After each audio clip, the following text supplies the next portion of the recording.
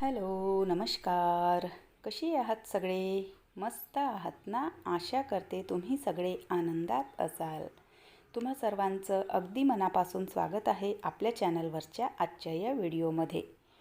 तर कधी-कधी बघा इतकी घाई असते किंवा मग सतत असं काय ना काय चालू असतं. कधी घरामध्येच काही असं काम चालू असतं किंवा कधी बाहेर जायचं असतं किंवा म्हणजे बघा एक गृहिणी म्हटलं तर किती सारे कामं आपल्या मागे असतात.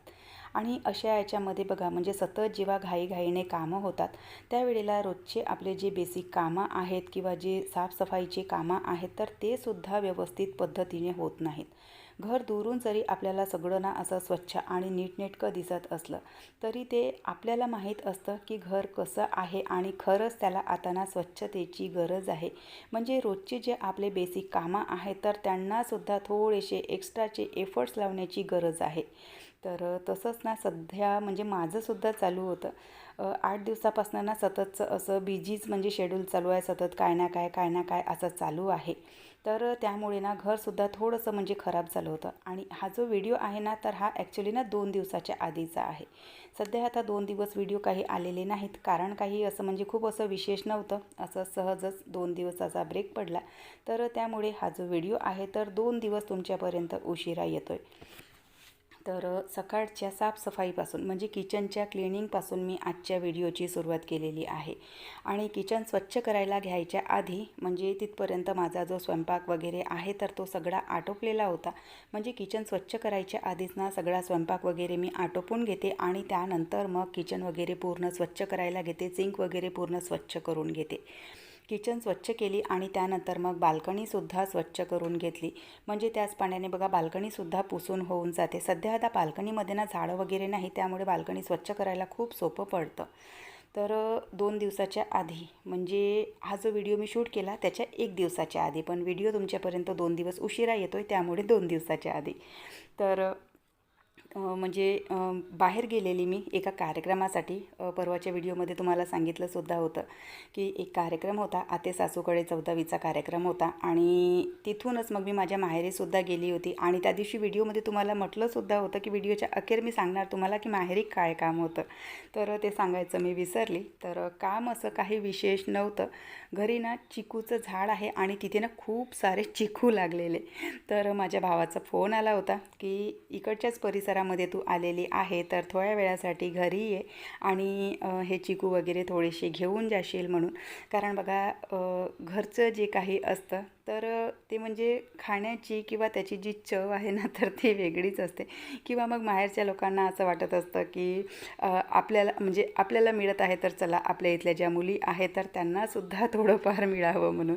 तर त्याच्याने त्यांनी मला बोलावलेलं. तर थोड्या वेळासाठी म्हणून मी तिथे गेलेली. पण तिथे ना म्हणजे बराच वेळ मला म्हणजे तिथे झालेला. कारण बघा नाहीही म्हटलं तरी माझंही काही आता माहेरी जाणं फारसं होत नाही आणि त्याच्यामध्ये बघा मग बोलता चालता जो वेळ आहे ना तर तो होऊन जातो. आणि त्यानंतर मग यांना पुन्हा तिथून आल्याच्या नंतर ट्रेनिंगलासुद्धा जायचं होतं. तर त्या दिवशी व्हिडिओमध्ये मी तुमच्यासोबत शेअरसुद्धा केलं होतं की खूप अशी धावपळ झाली.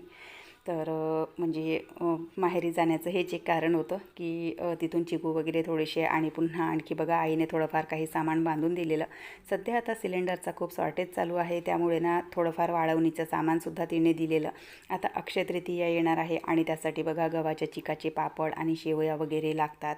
बऱ्याचशा गोष्टी लागतात. वाळवणीचं आपण बरंचसं सामान बनवून ठेवतो. तर सिलेंडरच्या शॉर्टेजमुळे आई म्हणाली की गव्हाच्या चिकाचे पापड तिने बनवलेले होते तर ते आता तात्पुरते घेऊन जा आणि काही सामान मग मी बनवून ठेवणार म्हणून. तर म्हटलं चला ठीक आहे, काही सामान ती बनवून ठेवणार आणि काही सामान मग मी बनवून घेणार. तर याच्याने तिथून मी थोडेसे पापड वगैरे आणलेले होते. काल तर काही ते जमवलेले नाही कारण काल ना खूप थकल्यासारखं वाटत होतं. म्हणजे उन्हामध्ये दिवसभर घुमणं फिरणं झालं आणि त्यानंतर मग रात्रीला आल्याच्यानंतर पुन्हा आणखी स्वयंपाक पाणी आणि यांना पुन्हा स्टेशनवर वगैरे सोडून द्यायचं होतं. तर त्यामुळे काल काही ते ठेवलेलं नव्हतं. तर ते सगळं आज मी जमवून घेतलं. आणि त्यानंतर मग ना पुन्हा आणखी म्हणजे झाडत काढणं किंवा फरशी वगैरे पुसणं असे काय काय कामं जे आहेत तर ते आपले लागलेले असतात.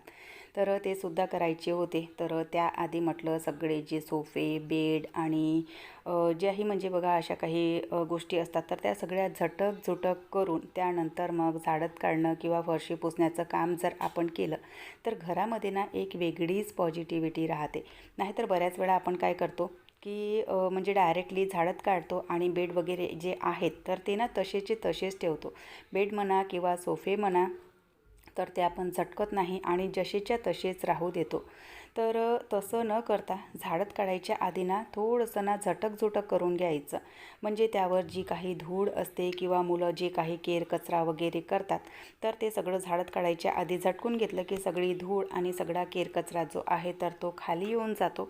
आणि त्यानंतर मग आपण झाडत काढलं की सगळं घर ना स्वच्छ वाटतं. आणि ज्या वेळेला आपण सगळं झटक करून झाडत काढणं किंवा फरशी पुसण्याचं काम करतो ना तर तुम्ही खरंच बघा घरामध्ये ना इतकं छान प्रसन्न आणि इतकं पॉझिटिव्ह वाटतं.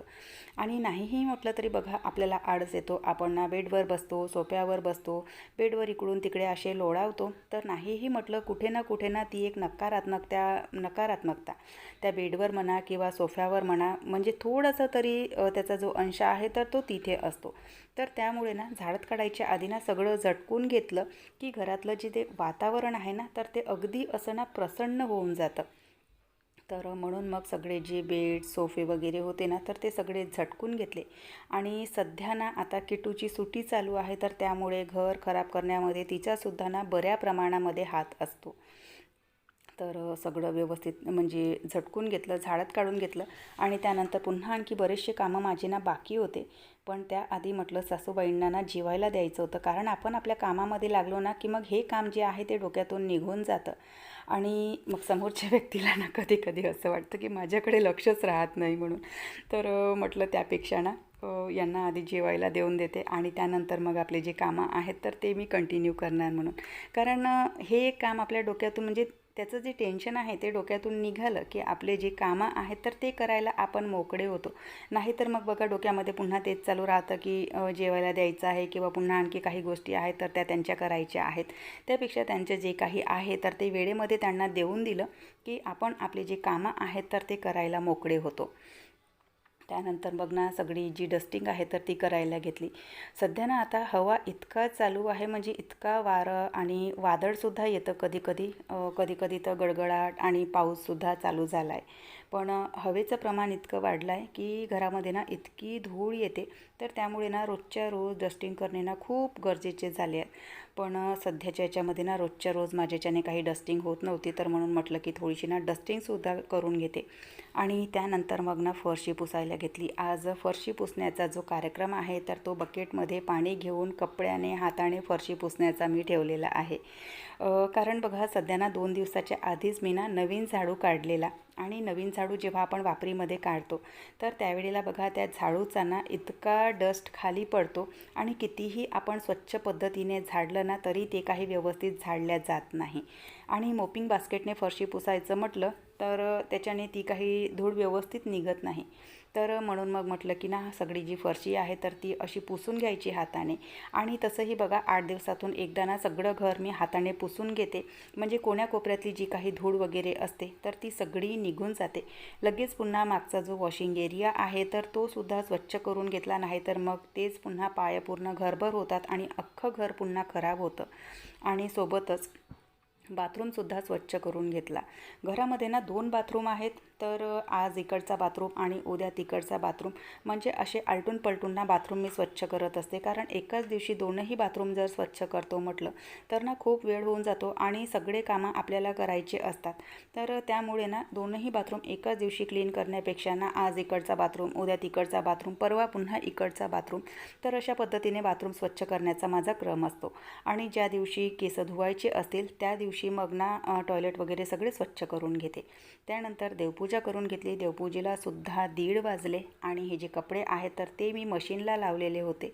पुन्हा आणखी हाताने धुण्याचे काही कपडे ना ठेवलेलेच आहेत. कारण काही गोष्टी म्हणजे काही कपडे असे असतात जे आपण मशीनला लावत नाही तर ते सुद्धा ठेवलेले आहेत. तर ते आता ना उद्याला बघू.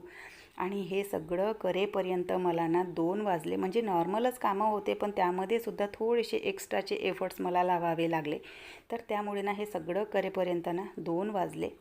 तर चला, सगळे कामं जे आहे ते आटोपले. व्हिडिओ इथेच संपवते. आशा करते तुम्हाला आवडला असेल. व्हिडिओ कुठे जरी आवडला असेल तर लाईक करा. चॅनलवर पहिल्यांदा आले असाल तर सबस्क्राईब करा. बेल आयकॉनसुद्धा क्लिक करा, जेणेकरून माझ्या येणाऱ्या व्हिडिओचं नोटिफिकेशन तुम्हाला असंच मिळत राहील.